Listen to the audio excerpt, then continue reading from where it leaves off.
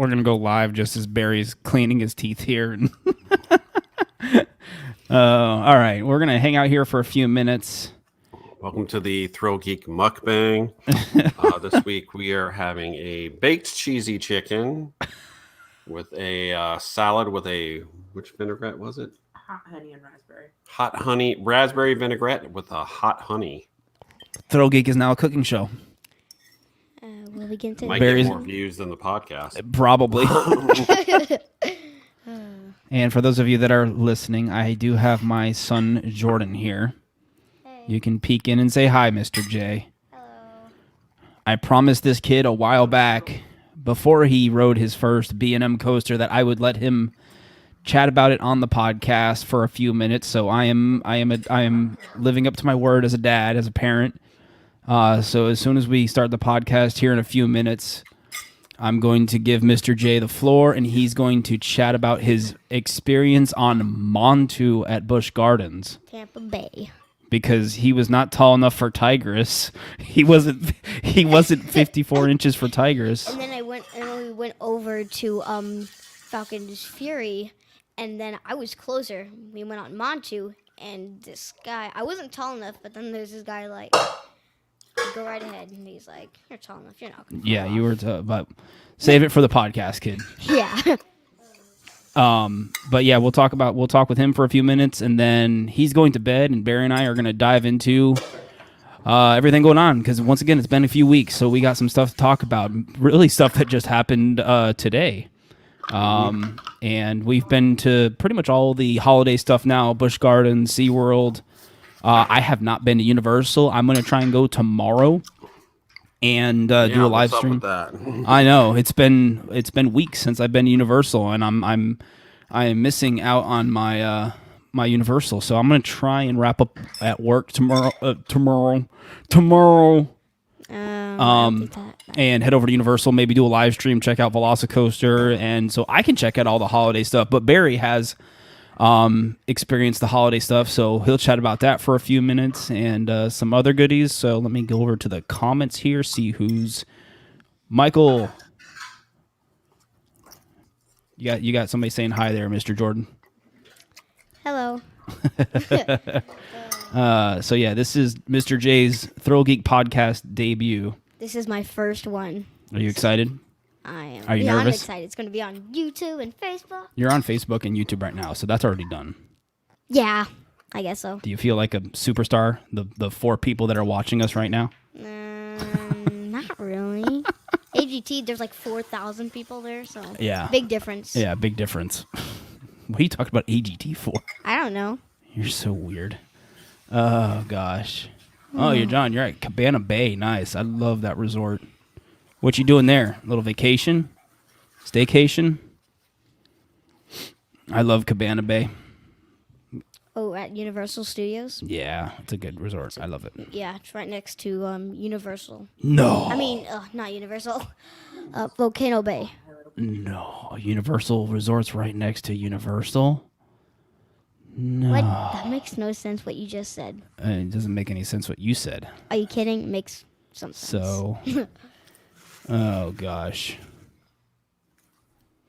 Hey Kim, yeah, I know. I've been slacking on the live streams from Universal on Friday. The holiday season, it's been crazy, and I've had a lot happen over these last couple weeks.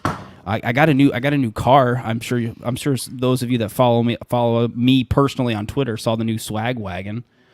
So it's amazing. It's amazing. Yeah, Jordan can tell you about the flip down TVs and Yeah. everything and all that It has stuff. a lot more things than our original.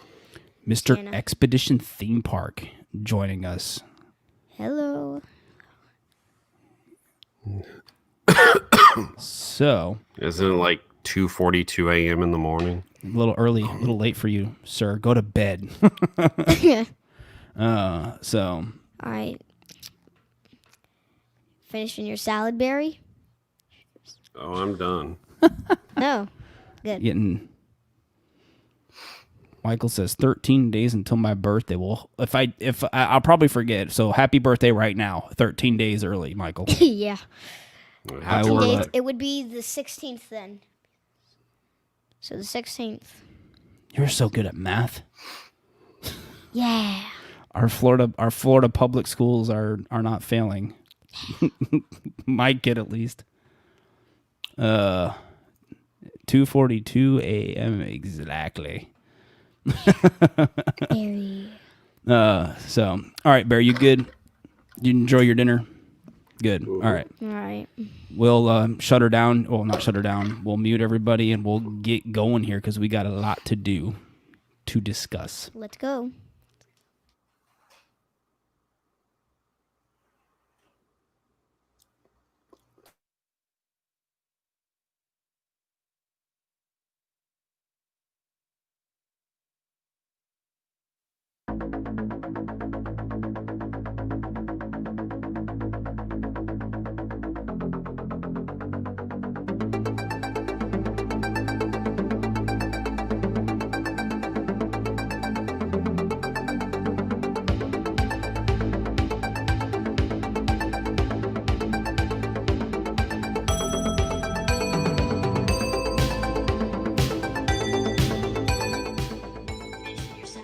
Hello, everyone, and welcome to the ThrillGeek Podcast. I'm Clint.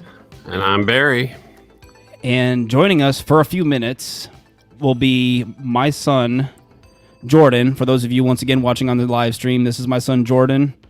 Several years back, I told him when he was tall enough to ride his first B&M, 54 inches, I would give him a few minutes on the podcast. So I am a dad living up to my word, and then he's going to bed. I'm going to kick him out of here.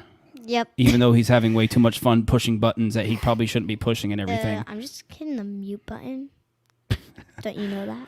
So, Jordan, Montu at Busch Gardens. First of all, what was the long story short, we were there for the holiday event, which we're going to talk about later, Barry and I. Yeah. Jordan came along with us, and he's been getting really close to the 54 inches. So every time we go to Seaworld or Universal or Busch Gardens, I'd be checking myself every single time. You're checking checking the height, and we went to Cheetah Hunt first, and we checked his height. And go ahead, Jordan, tell the rest. So we went to Cheetah Hunt. It was like we checked your height. I was Let's not worry about the wait time. Yeah, I checked my height. I was good for Cheetah Hunt. Wait, why are we talking about Cheetah Hunt when I'm tall? Or not Cheetah Hunt. Montu. Tigress. Tigress, The other cat roller coaster. Yes. So we went to Tigress. They checked his height. I forgot if it was a boy or girl there that checked. The lady checked your height. You weren't tall enough. So we walked around some more. We finally got over to Montu. I said, you know what? I'm going to check his height again. Because some of these ride ops, for those of you that know amusement parks and theme parks, you sometimes you just got to find the right one if your kid's that close and they don't care. And he was close enough. Me as a parent, I was like, okay, he's good. So we went to Montu. The guy nonchalantly checked Jordan's height, and he was good. So yeah, he's like, go right on. Yeah. So. Needless to say, Jordan was very excited for his first B&M being Montu. Yep. And I figured that'd be a good place to start him because Montu is still to this day a really good roller coaster. One of the best inverteds out there. So 7 inversions. 7 inversions. Yep. What'd you think, Jordan? So from start to finish, what'd you think? So at first, the floor is yours. So at first, I was a little scared at the beginning because. 150, right? 150 foot. Let's not worry about stats. What'd you think? What'd you think of the ride? I think it was pretty fun. Yeah. My favorite part of what was your favorite part? Is all the inversions. All the inversions? Yeah. They come at you pretty fast. You go through the loop. They do. Oh yeah, that first loop is tiny. You get a lot of speed right there. And I didn't mention, Jordan decided to ride in the back row. And for those of you that have ridden Montu in the back, it's a pretty intense ride. So Jordan not only decided to ride Montu for his first B&M, he rode in the back row. So and by myself. Yeah. So all the inversions were really cool. You got the loop, then you got what they call the Immelman. Yep. And you come up, and then you go into the 0G roll. Yeah. And then you go into the one that I was trying to explain to you, the Batwing. Yes, the Batwing, and then you come after that. You come. And out then you into go in the brake brakes. run. Oh my gosh! After that brake one, at that drop. Oh my gosh, my back was like, ugh. Talking to the mic. There you go. Your back was like what? My back felt like it was pushing like something. It felt really intense after that brake run. All the parts that are down underneath the tunnel. Yeah. Because you got another loop, then you got another corkscrew, then you got some twists and turns, and then you hit the brakes. Yeah. So what was once you got off? What were your impressions? What do you mean? What were your thoughts when you got off the train? My thoughts were it was a little rough, but mostly it was really fun. Mostly rough. I think you're It was mistaking kinda rough rough. for intense.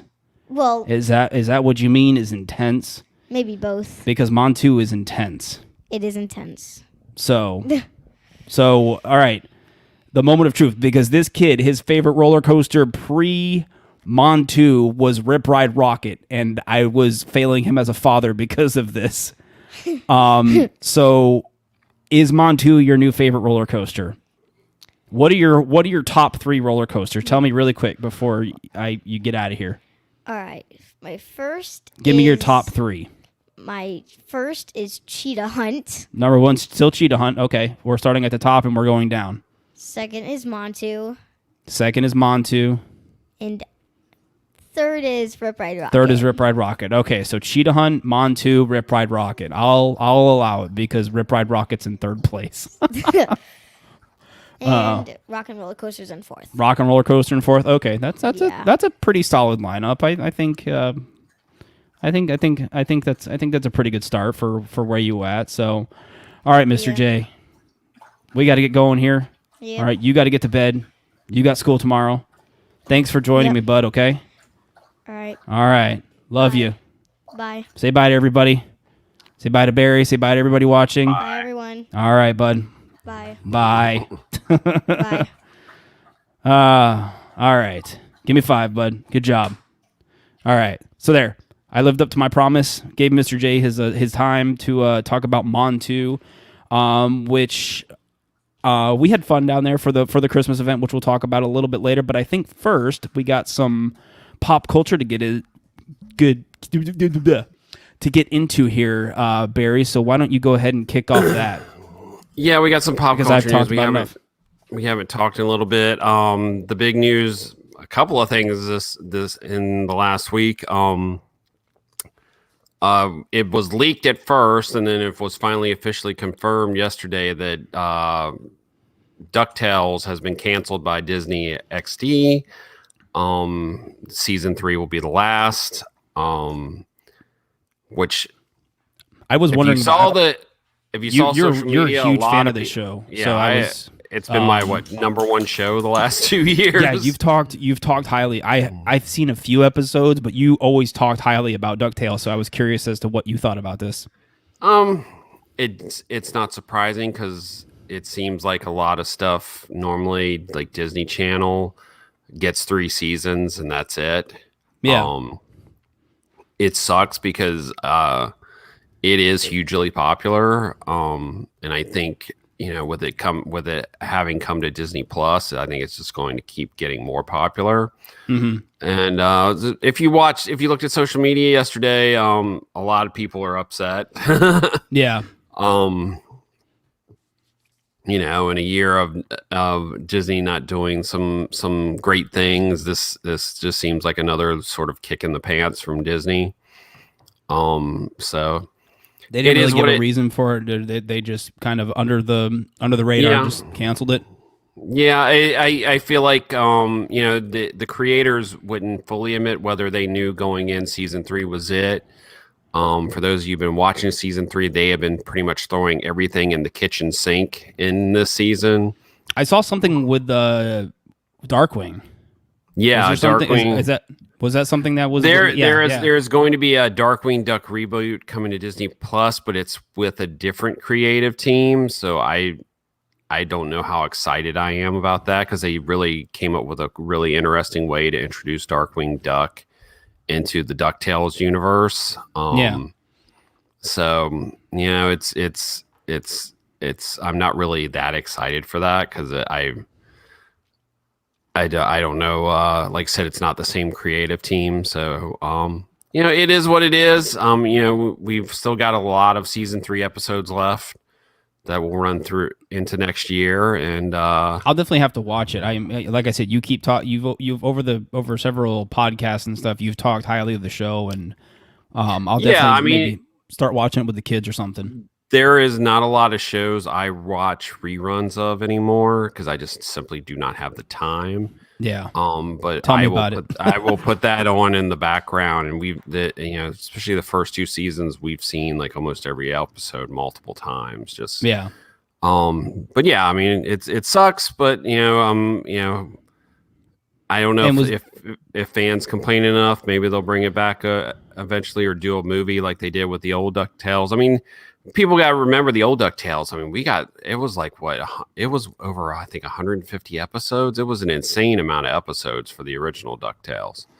I guess I'm looking at this website, Animation Magazine. They have a statement from a Disney spokesperson. They said the talented creative team led by Matt Youngberg and Francisco Angonis, I'm terrible with last names, have delivered exceptional storytelling through uniquely reimagined characters for 3 seasons of 75 episodes and more than 15 shorts. While physical production is wrapping, DuckTales continues to be available daily on Disney channels and Disney Plus around the world, and fans will get an epic season finale in 2021.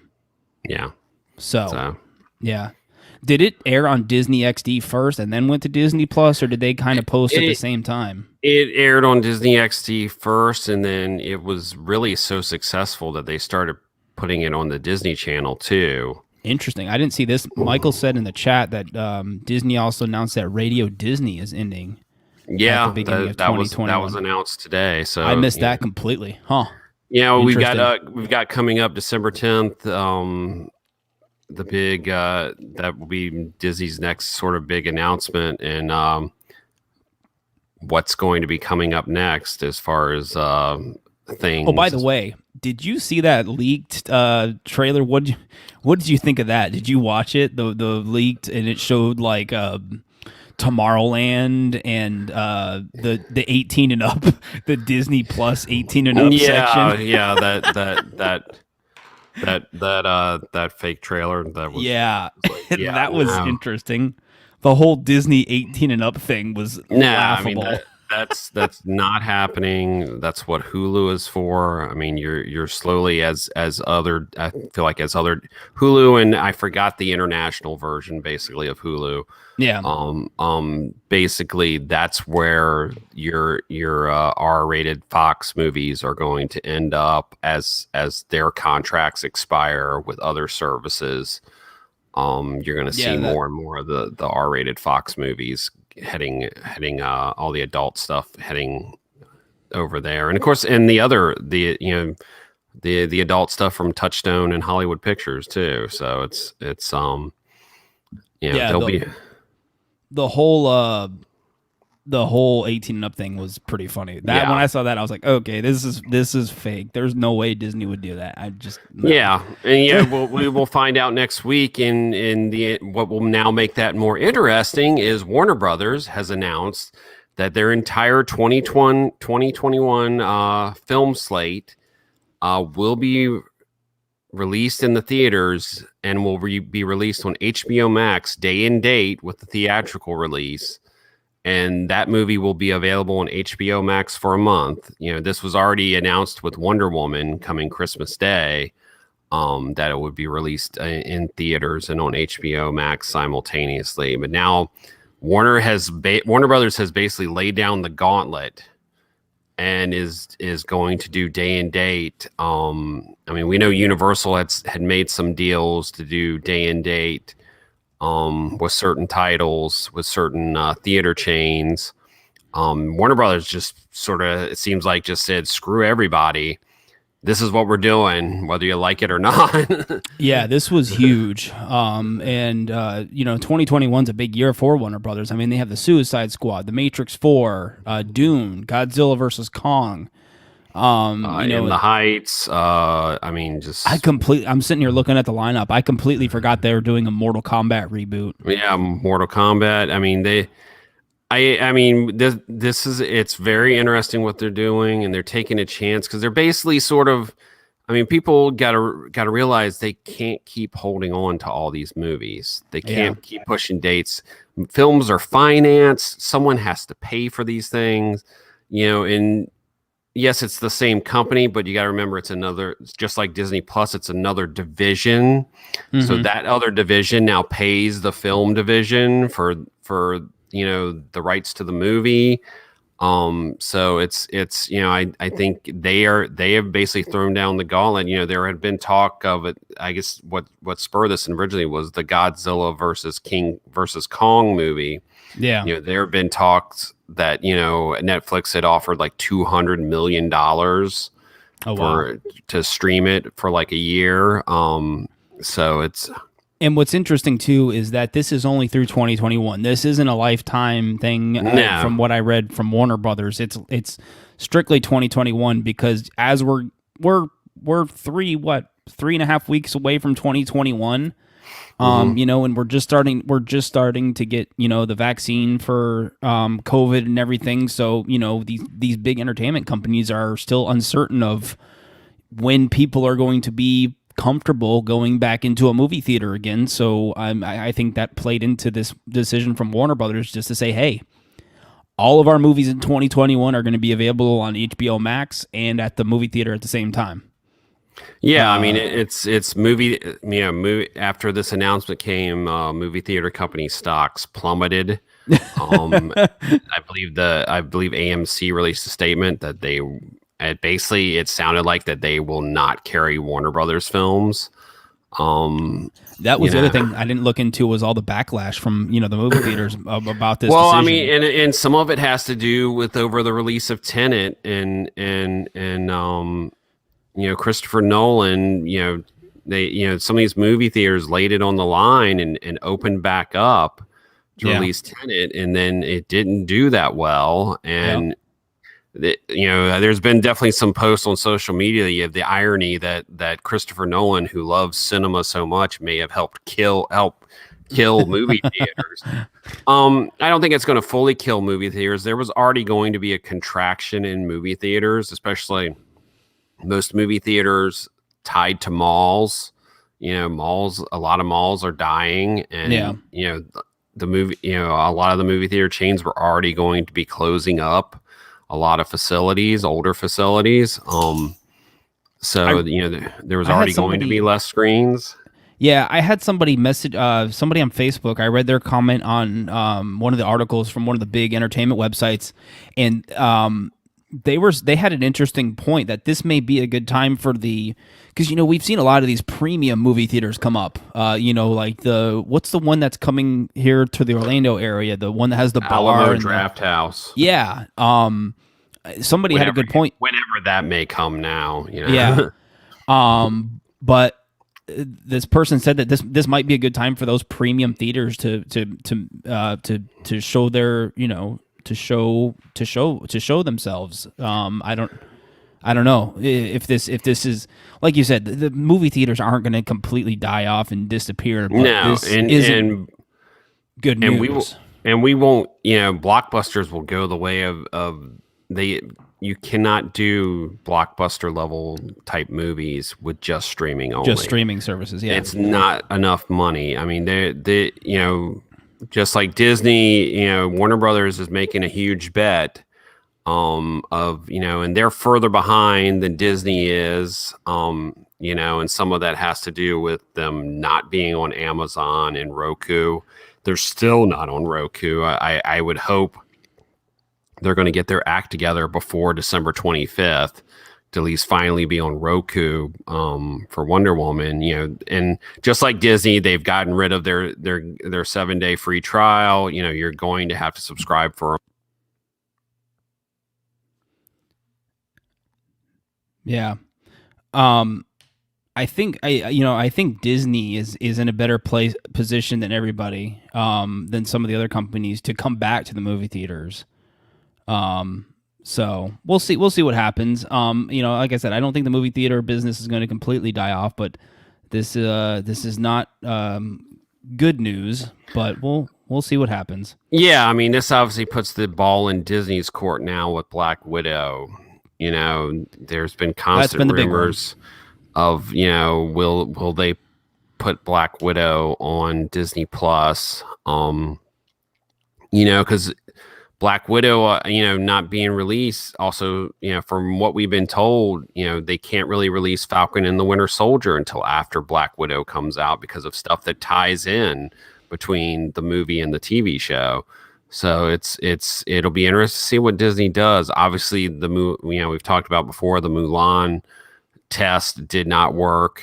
The premium. No, the premium access or premiere access or whatever. Premiere access just did not work. And I mean, especially now, there's no way you can do that now that Warner Brothers is doing what they're doing. Yeah. Universal is still sticking to their day and date, but you will have to pay for it. They're not putting it on Peacock. So you'll pay for the digital copy. Yeah, with Trolls and you'll pay your $19.99 or whatever price they charge to watch it at home. So it is what it is. But speaking of, there's going to be, like I said, we'll see what happens next week with Disney. And speaking of Disney and Disney Plus, we haven't really talked about, and we'll go ahead and hit spoilers. I hope the people who watch this and listen to us have seen all the episodes of in the Mandalorian. Yes, if you don't know already, Mandalorian obviously came back, and then episode 5, directed by Dave Filoni, who created Ahsoka Tano in the Clone Wars animated series. The episode 5, The Jedi.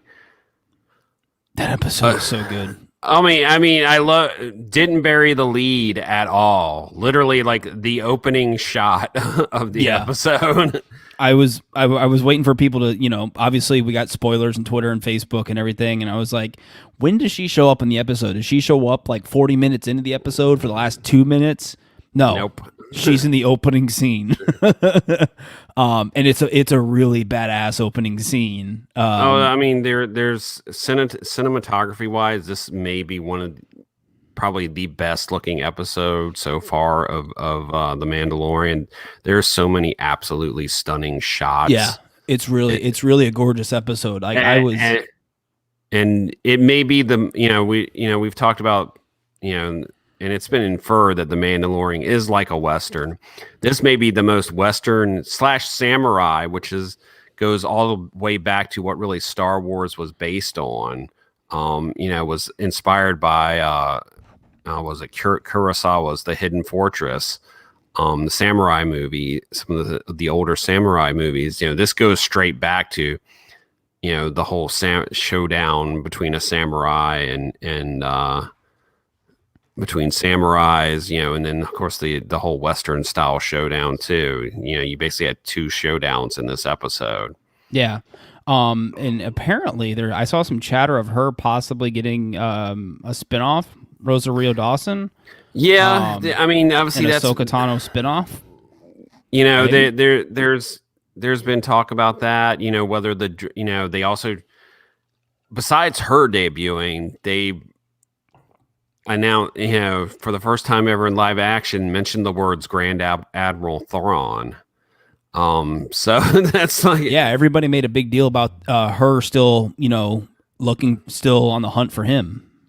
Still apparently on the hunt for him. And for those of you who watched Rebels, I'm assuming still on the hunt of where Ezra is, because it ended with Ezra taking Grand Admiral Thrawn off with him. Mm-hmm. So it's whether this gets resolved in The Mandalorian or whether this gets resolved in another series, maybe involving her, and of course the other Clone Wars character that appeared this season, Bo-Katan, who is the rightful leader of the Mandalorians, and of course the much like a lot of us hardcore Star Wars fans already knew, but our main character didn't know there were different types of Mandalorians. Yeah. You know, and we finally learned that he's a part of Death Watch, which is like the hardcore Yeah. Mandalorians, but you know, so you know whether the spinoff actually happens, and maybe it's Ahsoka and Bo-Katan and can turning that all part of that, or you know, who knows, you know. But I don't think you cast someone like Rosario Dawson in the role if you're not thinking about spinning it off into its own show. Yeah, you know, and that's what I was wondering too. I was like, is Ahsoka Tano coming into Mandalorian just going to be this one episode? Is this the way to get her into the live action Star Wars universe? Is she going to come back in the Mandalorian, or was this just her way of coming into the Star Wars live action universe? I think it was just finally putting her in the live action universe. I mean, Yeah. Clone Wars, you know, when Disney came on, Clone Wars was still considered, you know, canon, and of course, Star Wars Rebels is now part of canon. So you know, it's definitely inserting her into the live action universe. Yeah. Which like we said, we've seen she's not the only one from the animated series universe that is now a part of live action. So, you know, it's been an amazing. I think this season has been amazing. Of course, the other thing is, spoilers. We got the name of the child. Oh God. So, Grogu. Yeah. The internet blew up over Grogu. Yeah, I mean, like, no. Well, I mean, what did you expect his name to be? Steve? This is Star Wars. I mean, he's going to have a unique, strange name. I don't think anybody put any thought into what Baby Yoda's name should be other than Baby Yoda. Yeah, I mean, and the few people that call him the child, and they're like, he's not Baby Yoda, he's the child. I mean, and they did a good job with you know, him with the Mandalorian saying his name for the first time and the way he reacted. You know, it's like, oh yeah, that's me. Yeah, that was finally you're saying my name instead of talking at me.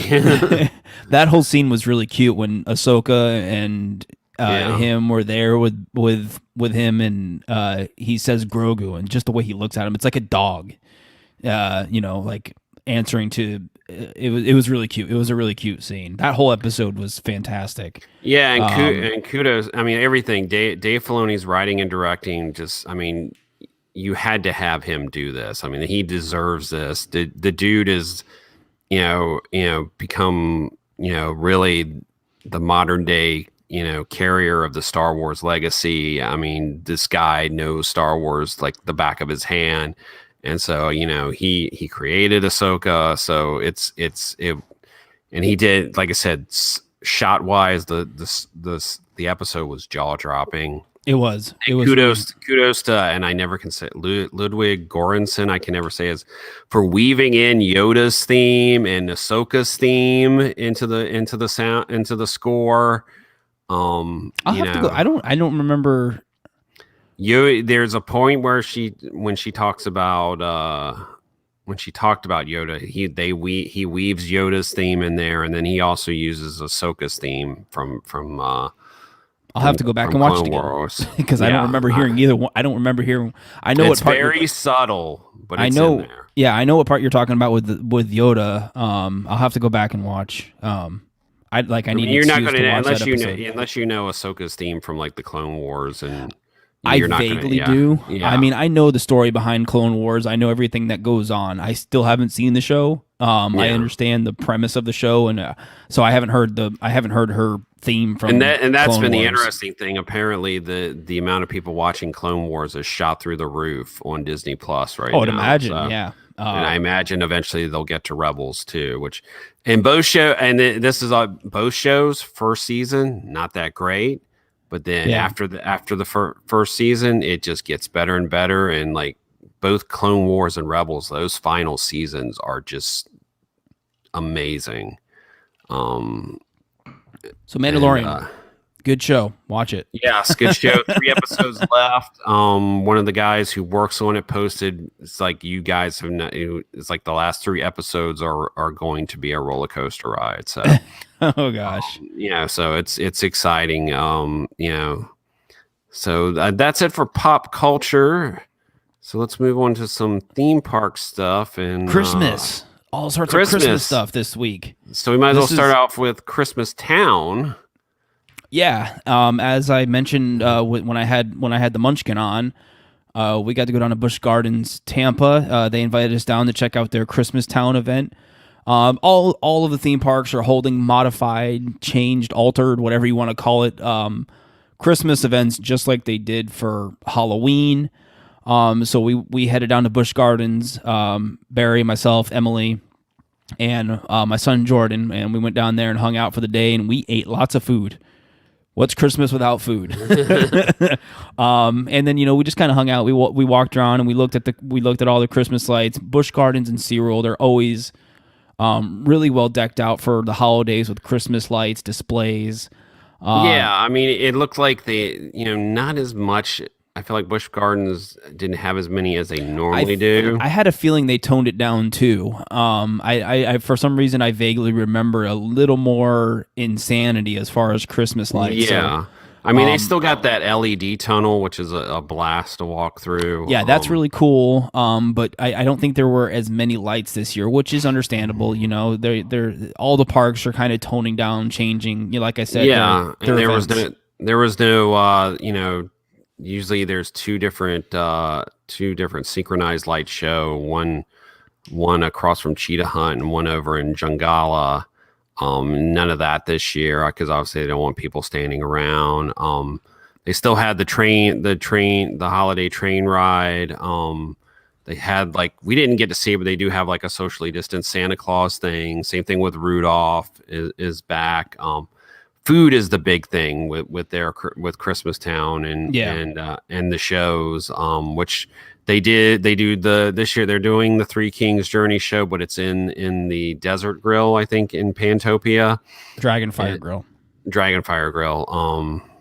It's been so many different names. Yeah, I know that restaurant's changed names several times. It was originally the Fest House, just like in Williamsburg, which to me made no sense here. But Christmas on Ice is being done in the we used to call it Quasi Field, but now it's I think Festival Field. So it's being done outdoors there. I was posting the tweet and I was like, "What's this area called again? Quasi? What is it called?" Yeah, no, the Christmas on Ice stage is outdoors. The Three Kings Journey is in Dragonfire Grill. And then they have Elmo's Christmas Wish. They have a Elmo Christmas show, and then on the weekends, Saturday. Or no, I think it's fireworks. I don't know if it's weekends or select nights. They do the fireworks. They didn't do them when we were there because we were there on Sunday. I think it's mostly Saturdays, except for probably Christmas Eve and Christmas Day. Yeah, I think they do them, except for I think Christmas Eve and Christmas Day they don't.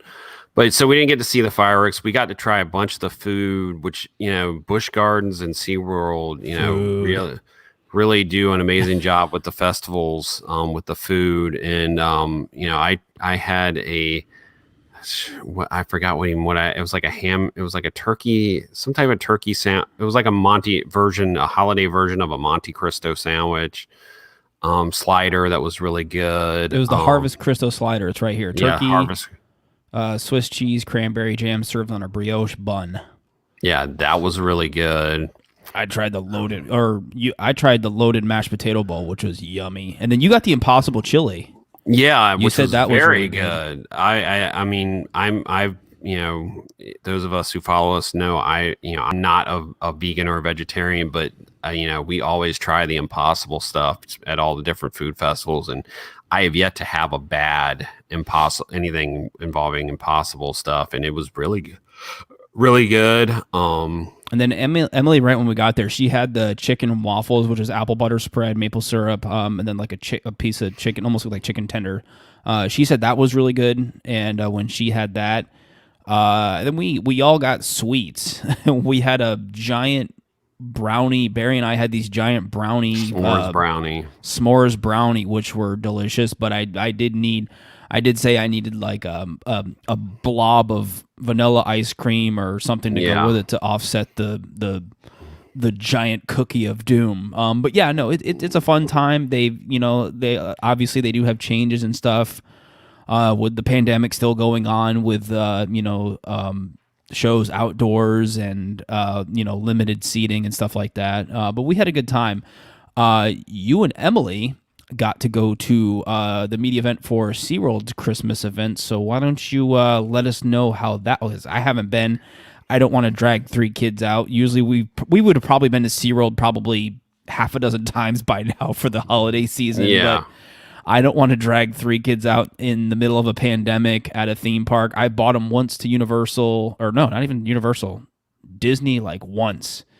So you guys got to go out for the media event. So tell me and tell listeners how SeaWorld's Christmas event this year is. Yeah, we got to see the there's no was it Oh Holy Night, the name of the show? Oh Wondrous Night. Oh Wondrous Night. That I was going to ask you about because it's like a new show this year or something, isn't it? Yeah, it's same songs. I was slightly confused. Telling the story, but with a different script, and there's no animals, no puppets. So it was good. I mean, and I think the cast is a little bit smaller too. Yeah. It was good, and I mean, it sucks that Oh Wondrous Night is my favorite. For those of you that have listened for a while and still listen, Oh Wondrous Night is probably my favorite Christmas show at any of the parks. I love that show. No, it's hands down probably the best Christmas show, and I'm not religious, and even I'm like, yeah, it's a great Christmas show. It's really good. Yeah.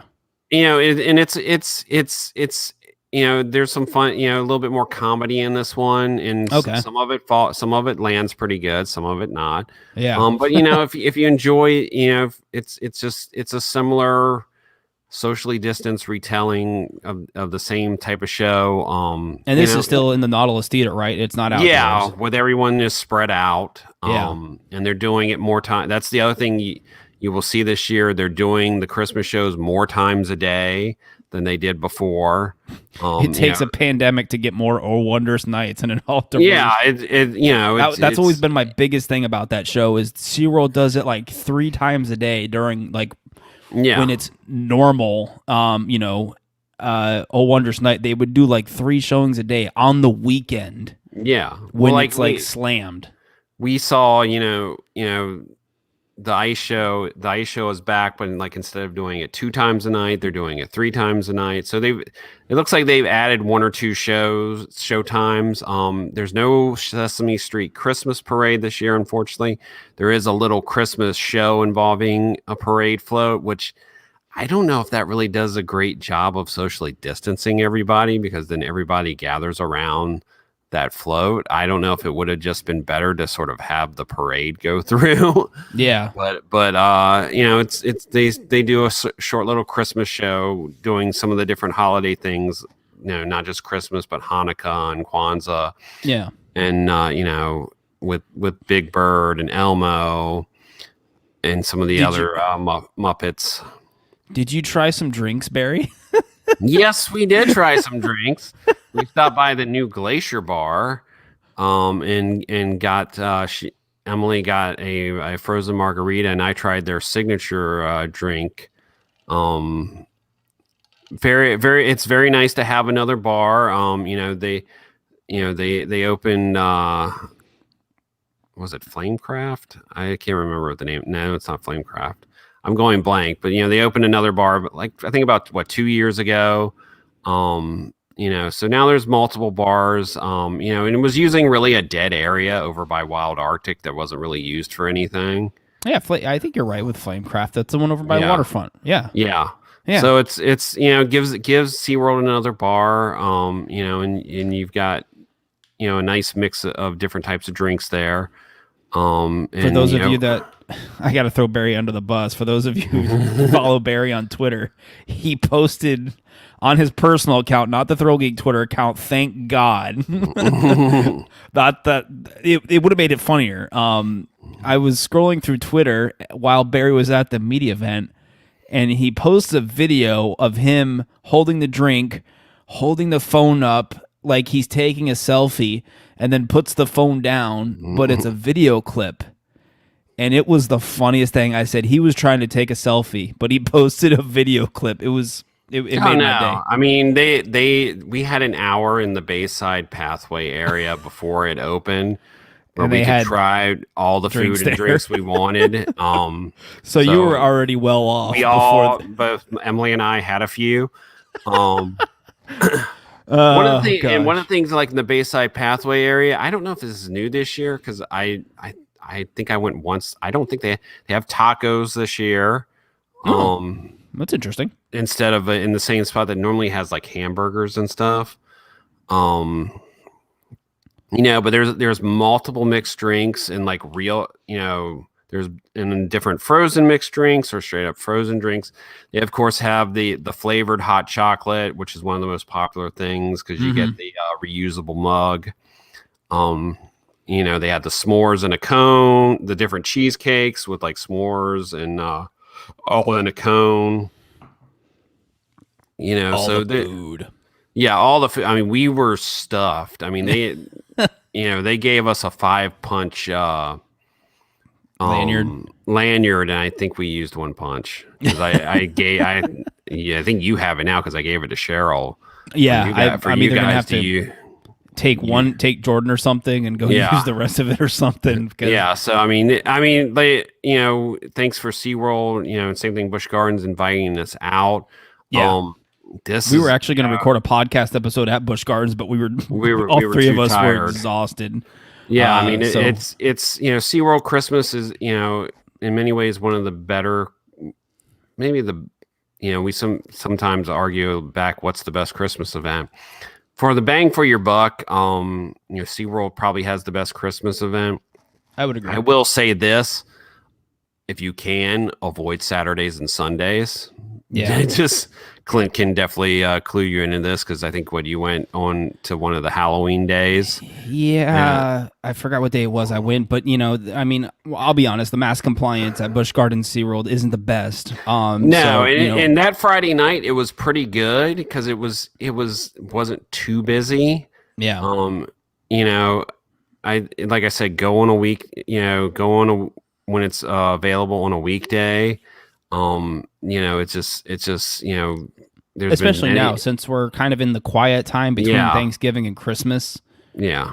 Because soon, who knows how crowds are going to be for the holidays for Christmas. Yeah, we really have no idea how it's going to be. Yeah, exactly. So, now if you're planning on going to any of these parks, try and do it during the weekday. Obviously with Christmas, you want to see the Christmas lights.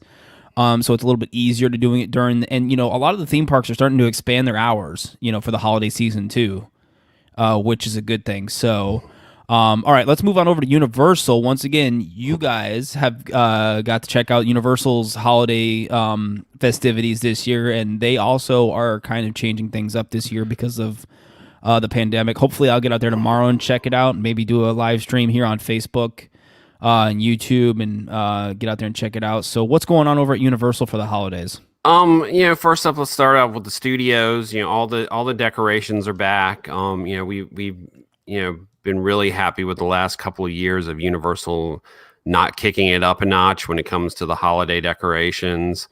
So all the lights are back. Which is great. And this year, much like with Mardi Gras, we now have our first ever holiday tribute store.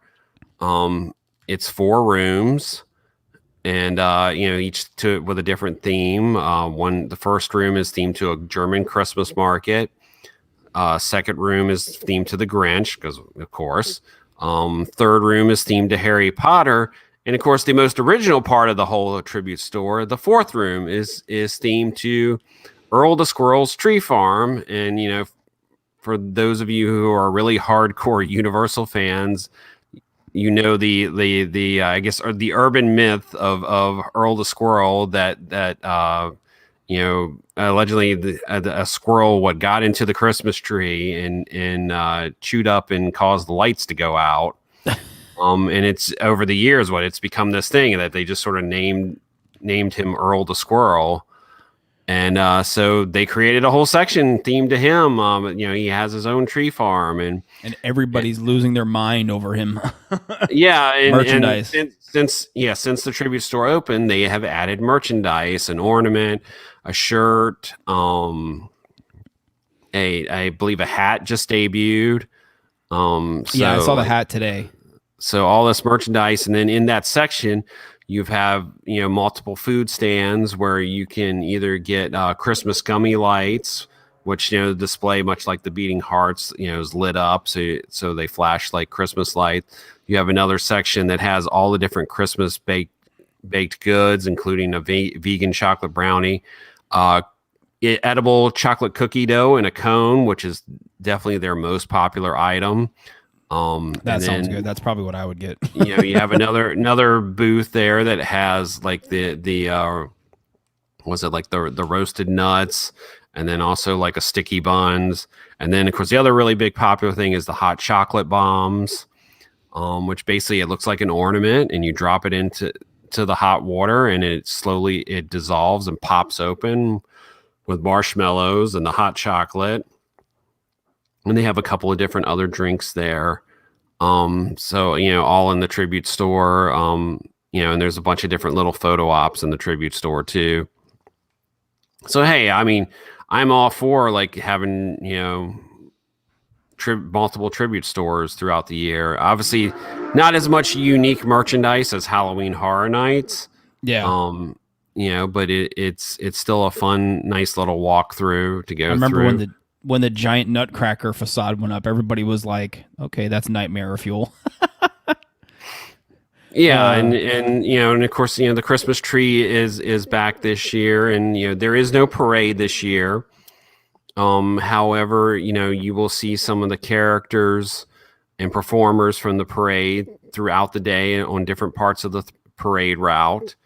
Including like there's a stage in front of the Christmas tree where like some of the different performers from the parade perform throughout the day, and then different characters on some of the floats from the parade pop out in different spots. But the big thing else in the studios is the walkthrough, where you get up close to a lot of the balloons and the floats from the parade this year in one of the sound stages. And how cool is that? It's a really neat experience because you really get to see the scale of especially the balloons, how big they are, because you get to really get so close to them, and you get to get very close to the floats and see a lot of the details on the floats. And then they also have some of the different performers and characters come out at different times of the day in the walkthrough. And at the end, you can do a socially distanced meet and greet with Santa. That's cool. They've sort of created an area in front of his really impressive finale float from the parade. And you get to do a socially distanced meet and greet, and get you can take your selfie with him, and so and he's live mic too, so he talks to you, and so it's a nice little experience, nice little walkthrough. There may be a nice little surprise at the end, little wintry surprise. But it's fun, it's like I said, no parade this year. So, we got the two different things. You got the character thing, and then you got the walkthrough to get up close to the balloons and the floats. So, and there's also a Christmas tree hunt you can do where you purchase this thing and you hunt down all the Christmas trees and you get an ornament. So it's that's a lot of different things that going on in the studios. And then Grinchmas is back over in Islands of Adventure. But this year it's different. There's no show. the Who's come out into Seuss Landing. Some of the Who's are on stilts, which I've never seen before, but I think some people have said they've had in the past. Yeah, I saw somebody post a picture of that on Twitter, and a lot of people were like, "That's new," and I was like, "I swear I can't remember where I saw it, but I swear I saw several years back the Who's on stilts." But yeah, no, I think it's kind of a hit or miss thing. I don't think they've done it a lot, obviously. Yeah, I mean, and the Grinch himself, he comes outside around Seuss Landing sometimes, but mostly if you want to see the Grinch, you're going to have to wait in line. And this year, instead of getting your picture taken with him, he takes your picture. And needless to say, chaos ensues. But it's they still found a way to do Grinchmas. All the decorations are there, which the last couple of years they've really upped the ante on the decorations for Grinchmas. And then of course in the Wizarding World of Harry Potter and Hogsmeade and Diagon Alley, they're fully decorated. The Celestina Warbeck show in Diagon, the holiday versions going on. And the Frog Choir, do they do their Frog holiday Choir in Hogsmeade does their holiday show. There is no Christmas show. No Magic of Christmas at Hogwarts Castle. Hogwarts Castle. However, they do have. Do they have the projection on? They have the projection on. So and the lights in the trees twinkle. So there you still get. It still feels like Christmas, and you get the vibe. Hogsmeade, has, I feel like, the better decorations than Diagon does for Christmas. It looks, and because of the snow look that Hogsmeade already had, it really looks great at Christmas time at night. So, a lot of the same stuff still going on, just in modified ways, and you get to do something different this year. So. Yeah, be sure to get out there, and I'm like I said, I haven't gotten out there yet, and I want to get out there and check out the Macy's balloon thing, because I always love seeing the parade floats up close, and I'm excited to get out there and check that out. So I think that's it as far as theme park goodies. Well, we got one final big thing to talk about. Oh yeah, I forgot what that was announced. Super Nintendo World. We finally got an opening date for Super Nintendo World. Unfortunately, not here for Epic Universe, but out at Universal Studios Japan, February 4th is when Super Nintendo World will be opening its doors at Universal Studios Japan. And we got all sorts of new video. We got a video up on the YouTube channel, all new pictures. Yeah, they revealed a bunch of stuff that no one had seen before. Yeah, a lot of new, not really new details, just a lot of new footage and a lot of new photos. But man, that first photo that we got the press release, and the first photo of just Super Nintendo World, I thought that was a model, and it's not. That's real, and it's mind blowing what Universal, what Nintendo has done with this land, because it looks unbelievable. Every photo I see, and then just like holy crap, the ride vehicles for the Mario Kart attraction. Yeah, that looks unbelievable. Like I don't have any words. And they didn't release I think an official picture, but like somewhere on one of the videos that got released, there was the video of the basically augmented reality. Yeah, they showed the glasses you're going to be wearing. You're going to be wearing, and the phone app. They showed more. There's going to be integration with a. Have they announced if it's going to be a separate app that you have to download for Super Nintendo World, or is it going to be? I don't quite understand how the whole app thing's going to work. I feel like it was still sort of vague about how the app's working. Yeah. But the ride time for the Mario Kart attraction, it's called Mario Kart Koopa's Challenge. The ride time is going to be approximately 5 minutes. Yeah. According to Universal, 4 people per vehicle. And it sounds really cool. The description says inside the castle is the first ever Mario Kart theme park ride. Guests will put on a headset that will take them through the Mario Kart universe. Guests will race through iconic courses with their favorite Nintendo characters and be transported into the Nintendo worlds. Guests can go into the Mushroom Kingdom and throw shells as they race to the finish line with Mario, Luigi, and Princess Peach. So yeah, sign me up for that. And it is going to be on a track. You're not going to be able to go free willy-nilly on a go-kart. Yeah, I mean, we really have, Universal has kept so much of this attraction under wraps. They have. We know it's augmented reality. And I've got to imagine, based on some of the things that we've been told, that this is going to be rendered in real time. Yeah. Much like Smuggler's Run is, which, I mean, the Nintendo look, yeah, I don't think it should be pretty easy to render in real time. Yeah. I mean, given the fact that Nintendo still themselves haven't come out with a 4K console, and they're still living in the 1080p era. Albeit I imagine this will be very high resolution. And I'm not saying the ride's going to be 1080p, but and they didn't really talk about the Yoshi Dark ride. Yeah, Yoshi's Adventure. All they said was guests can climb onto Yoshi's back and follow Captain Toad on a treasure hunting adventure. This ride is perfect for the whole family. Approximately 5 minutes long, 2 people per Yoshi. And then the height restriction is in centimeters, 122 centimeters, which I'm terrible at math. I don't know what that is in inches, but 122 centimeters is the height requirement. They went over. We have the article up on the website. They released more details about the power up band key challenge with the wristbands. And there's still, this is like Galaxy's Edge all over again. There's still so many details that we don't know about the rides, about the interactive stuff. I mean, I know they're going to have the question mark bricks throughout the land for people to hit. And we don't know the details about that and how they're going to integrate into the app. And there's just so much we have to learn. So I'm hoping now that we have an opening date, over the next several weeks, months, leading up until the opening date. On February 4th.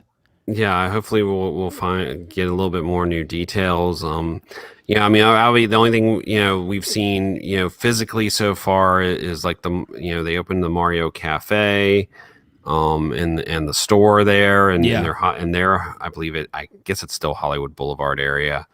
Merch so far, not that great looking. It's very generic. It's very generic, and it's.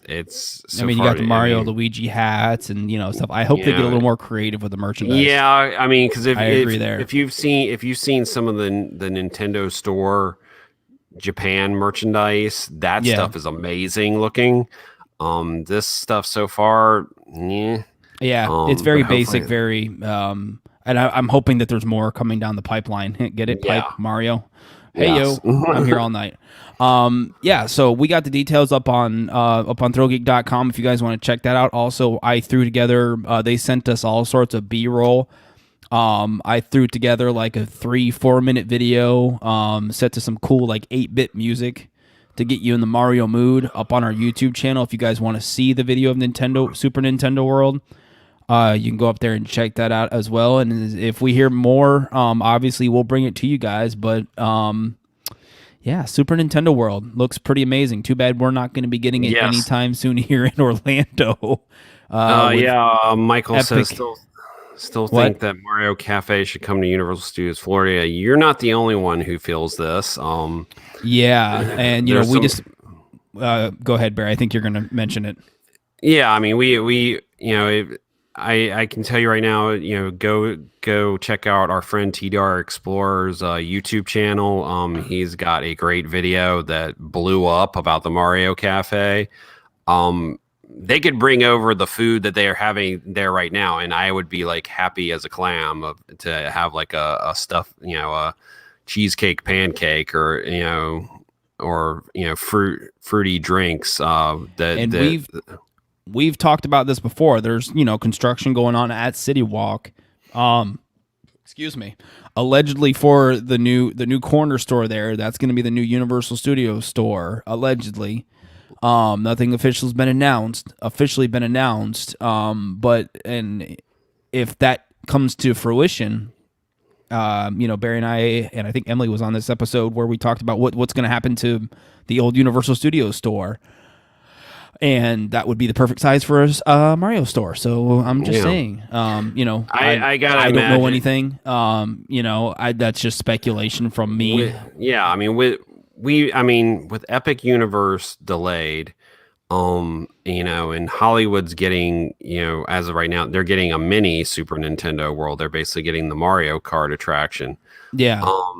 Why would you not bring a Something store or Nintendo. A cafe? They use their Schwab's pharmacy. Albeit,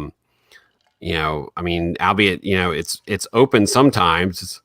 It's basically an ice cream shop, but there's a whole section of shops there. I realize one of them is the pass holder lounge, but like there's, the photo place that's almost never open. Yep. There's a whole section there in Hollywood Boulevard. They could easily knock some walls out and open up, Mario Cafe / store in there. And you're telling me even the generic merchandise, you tell me that would not, that all that stuff would sell. Even though like I said, bring that food and drinks over here. I know that's more of a Japan style food, but don't tell me that wouldn't sell either. So it would do a bang up job here. Who are you kidding? Anything Mario had stuffed pancakes. Yeah. Pancake sandwich. Sure.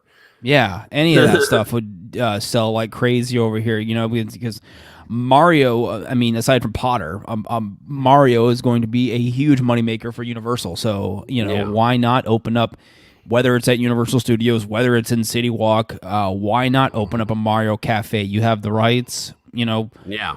Obviously, with, like Barry said, Epic Universe being on the back burner for who knows how long until things get rock and rolling, we're not getting Super Nintendo World anytime soon, so why not fill that void with something Mario? So anyways, and hopefully, like I said, everything gets better next year. Hopefully, Sin and I will be off to Japan again, and we'll definitely be going to Universal Studios. Please add Universal Studios to your agenda.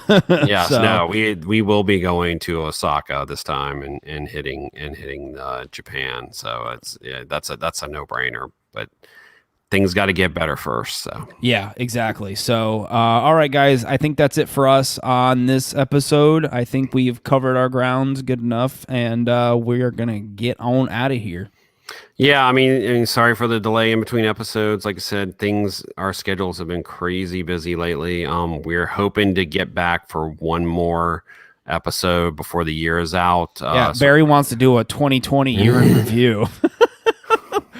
We might as well. We might as well, and that's going to be an interesting episode. Yeah, we'll see if we can squeeze in one more episode before the new year comes into swing here, and hopefully sometime in 2021 get back to a more regular schedule with the podcast and not be so erratic and all over the place. But we said a while back that we were going to kind of be bi-weekly, because we only want to do a podcast episode if there's something to talk about. I only want to do a podcast episode if we got news topics to talk about. And unfortunately, with the pandemic going on and everything, there have been little things that we could talk about, but on this podcast, we talk about the big theme park news, the big pop culture news. We don't talk about the smaller, stories from, said theme park and said TV show. We want to talk about the exciting, fun stuff. So, if there's not anything there, I don't feel like we should do a podcast episode. So, and I got this new portable little mixer thing, which will be cool for us to do some, hopefully, more in park recordings. I know we tried dragging the bigger mixer, but this thing literally, I wish I could show it to you on the stream. I can't because it's all plugged in. This thing literally could fit in my pocket on my shorts. Yeah, hopefully it'll allow us to do some more in-park stuff, albeit certain parks may not be happy. Yeah, if we that's try the thing to do. too. You know, I don't want to. I don't want to make anybody upset. You know, obviously Some Busch places Gardens. don't care. Yeah, Busch Gardens. They've been really cool with us recording an episode in the park. I'm sure SeaWorld would be cool with it. You know, in the other parks, I don't know how Universal is. Oh, there's Allie. Speaking of which, yeah, Allie. No, we know better. We know if we ever did that. Yeah. No, we would get an immediate phone call from someone. Allie would be on the phone with me, probably pronto. No, and honestly, I can't thank Allie enough for all the opportunities she's given us over the years for this podcast at Universal. With we wanted to do something. I was chatting with her about something for Halloween Horror Nights this year. Obviously, that didn't happen. So fingers crossed, toes crossed, everything crossed. We can do something exciting this year and continue to do these fun podcast episodes because we enjoy them, and Emily does too. I think I can speak for her, and she enjoys them. So, anyways, let's hope 2021 is a better year. But we'll try and get one more episode out to you guys, and I think that's it. All right, we are at ThrillGeek on Twitter and Instagram, Facebook.com/ThrillGeek. Please like and follow our Facebook page, YouTube.com/ThrillGeek. Please subscribe to our YouTube channel. We do have the Super Nintendo World video up there. And we are adding more holiday videos as we get to the different parks to add some of the holiday stuff for you guys. I gotta do the Busch Gardens one. For you guys to. Yeah, for you guys to catch this year who can't make it down here for obvious reasons.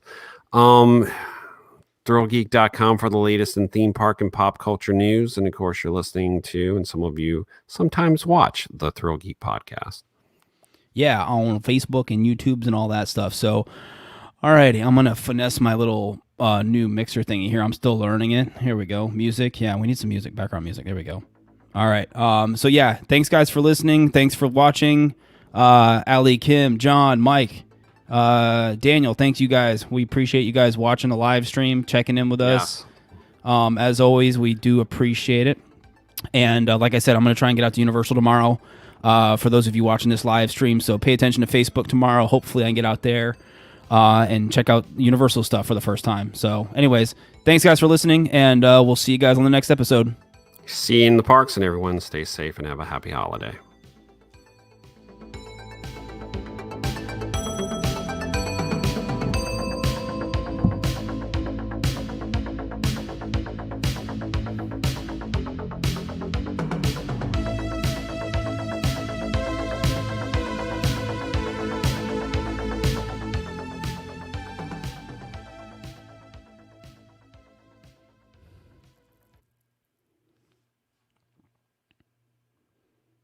All right. Yeah. I kind of like... What? Yeah, can you hear me? Yeah. All right.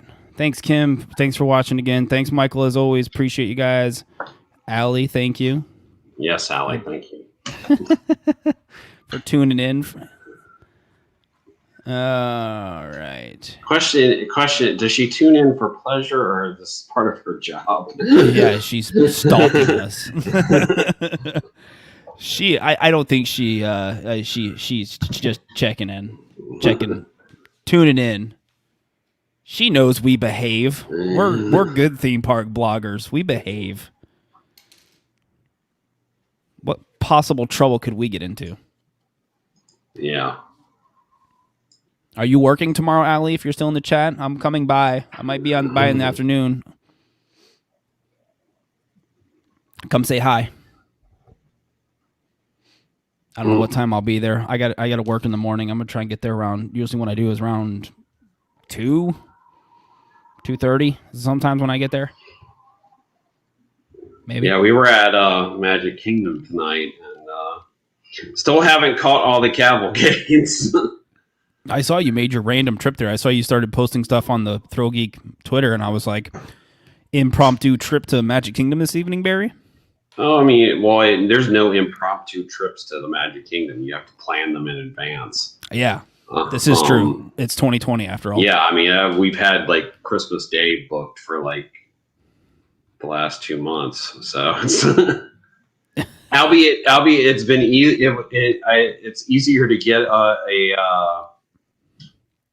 a reservation for an annual pass holder for like Christmas week, because everybody's blocked out except for like those of us with platinum and platinum plus. So it's like, so the pool is a little bit bigger to choose from.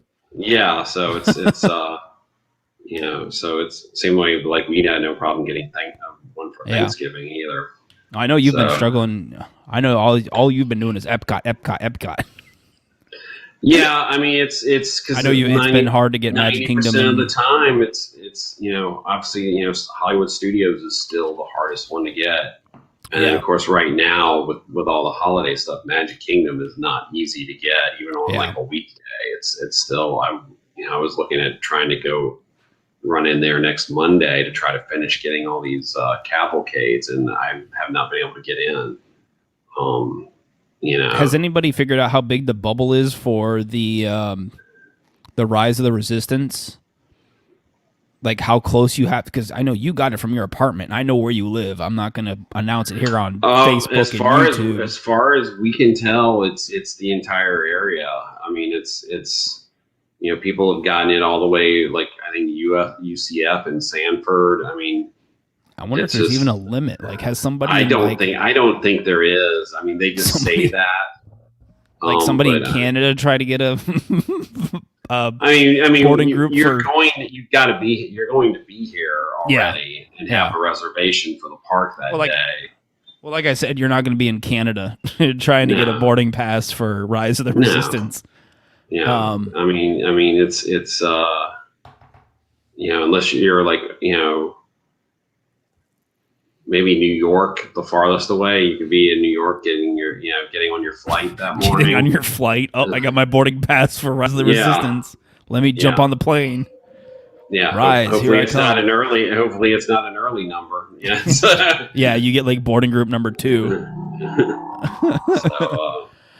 So it's and as with a cast member wife, I think you guys haven't even tried lately to. No, we haven't. Like I said, I don't even think, even if we could, even if we had a decent chance of getting a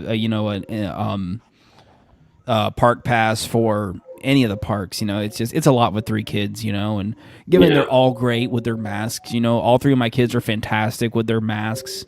Occasionally one of them will screw up and, pull it down over their face, or something, but, they're really good. But, now that my mother-in-law is down here, she's going to be down here for the next several months, watching the kids in school. I don't want to risk, us going to a theme park and, possibly something happening. So, yeah, I mean, it's, people will ask us every so often, do they think, they'll close again? I don't see that happening. No, I don't think. Albeit things are starting to get very bad. Yeah, they are. We're another week or so out after Thanksgiving. Things are not going to be pretty. But this, for those of you who know this, the government of the state seems hell bent not to do anything. Yeah. So. I mean, the Disney parks here are not closing, and whether it doesn't look like they're going to, cut back capacity. So it is what it is. I mean, like we've had a discussion before, they are staging a lot more cast members out and about. Yeah. To watch people, and I mean they are on top of people at the moment that they see anybody with their mask down or not covering their nose. I mean they're very forceful about it. Yeah. So it's and I think Universal has done a pretty good job too. There's been some. I think there's been a lot of the weekends. Yeah, I think there's been a lot of hit or miss with the no mask thing. I just think it depends on when you go, who you see, who's at the park. There's so many variables. I mean, you could go one day to any of the theme parks and see perfect mask compliance, and then go another day and it's absolute garbage. So I think the biggest issue Disney's had and Universal's had this too on busy days is just the lines bleed out into the walkways, which then turned around makes the walkways tighter. Yep. And makes you harder for you to social distancing in the line has been no problem. It's once it gets out onto the only you have to worry about is the person behind you if they're not paying attention. Yeah, exactly. It starts getting out into the midways. It's been really the midways that have been the issue on busy days. Because like I said, lines often have they're having to close off sections of the walkway for the lines, and so it clogs the walkways a little bit more. But not having at least with Disney not having Fast Pass, lines aren't bad. It's like you may have to wait. It's been nice. There's times, different times a day, Seven Doors Mine Train is like a 45-minute wait. Yep. And when did we see that pre-pandemic? Yeah, and unless you were staying at a Disney resort, good luck getting a Fast Pass. Yeah. And the nice thing is it's back to the way it used to be in the evening. Is a lot of attractions like Magic Kingdom, Haunted Mansion, Pirates, and other ones are practically a walk-on at the end of the night. Yep. So it's for those of us who grew up going to the parks, that's one of the things we've missed is ever since they put Fast Pass on Haunted, once they went to Fast Pass Plus and put Fast Pass on like Haunted Mansion and Pirates, it killed what used to be the great thing about going to the parks in the evening is the higher capacity rides, were walk on, and it's just because they were higher capacity. I mean, I wouldn't right now since due to Haunted Mansion probably may be like the highest capacity attraction in the Magic Kingdom right now, because they can load every dune buggy. So it's whereas Pirates doesn't have as high capacity as it used to have. Yeah. How they're loading the boats. So, it's it